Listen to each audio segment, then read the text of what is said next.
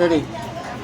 Hello my friends, এই যে সামনে যে বাচ্চাটাকে দেখাচ্ছি, এটা হোমিওপ্যাথি চিকিৎসা জগতের এক বিস্ময় বা আলোড়ন সৃষ্টিকারী মানে একটা চিকিৎসা। এর অনেক দিন থেকেই বাচ্চা হচ্ছিল না। আমার এই ডাক্তারখানায় এসে হোমিওপ্যাথি ওষুধের মাধ্যমে, হোমিওপ্যাথি ওষুধ প্রয়োগে বা হোমিওপ্যাথি ওষুধ খাওয়ার পর এই ফুটফুটে বেবিটার জন্ম হয়েছে। আজ হয়তো 7-8 দিন হলো এই বেবিটার জন্ম হয়েছে এবং আমার সঙ্গে দেখা করতে এসেছে, বেবিটাকে দেখাতে এসেছে, সঙ্গে নিয়ে এসেছে অনেক মিষ্টি এবং আশেপাশে যারা বসে আছে সবাই। আমার এক দাদা, উনি মিষ্টি দিয়ে সেই খুশির খবর মিষ্টির মাধ্যমেই সবাইকে বিতরণ করে দিচ্ছে।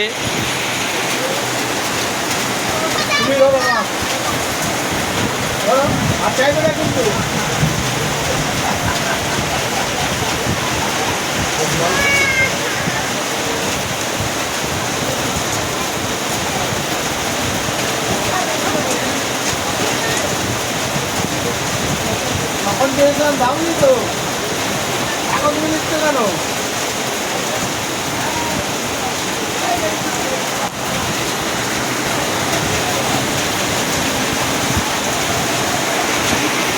মানুষ হয়তো অনেক কিছুই জানে না, যে তারা ভাবে যে অ্যালোপ্যাথিতেই সব রোগের ট্রিটমেন্ট হয় বা সব রোগের ট্রিটমেন্ট সম্ভব, কিন্তু এটা সম্পূর্ণভাবে একটা ভুল ধারণা।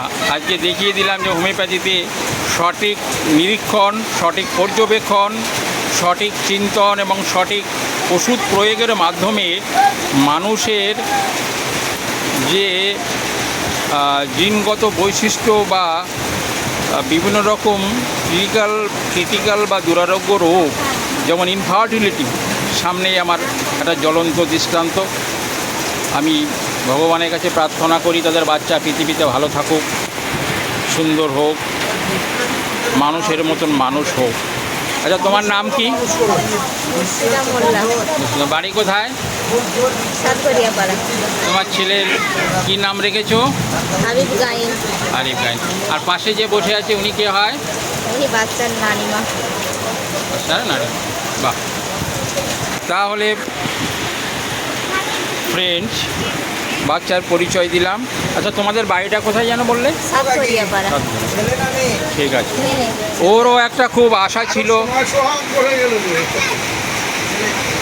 আমি কি বলেছিলাম যে একসঙ্গে অনেকগুলো খবর দেব এবং প্রত্যেকটাই খুশির খবর দেব।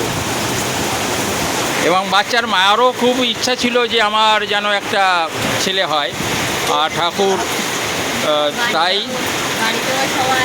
বাড়িতেও সবার একটা ইচ্ছা ছিল বা যেন একটা ছেলে হয়, আর ঠাকুর মুখ তুলে চেয়েছে, আর ওর ছেলেই হয়েছে। ধন্যবাদ সবাইকে। এটা রেখে দিন, আবার দু একজন আসবে তাদের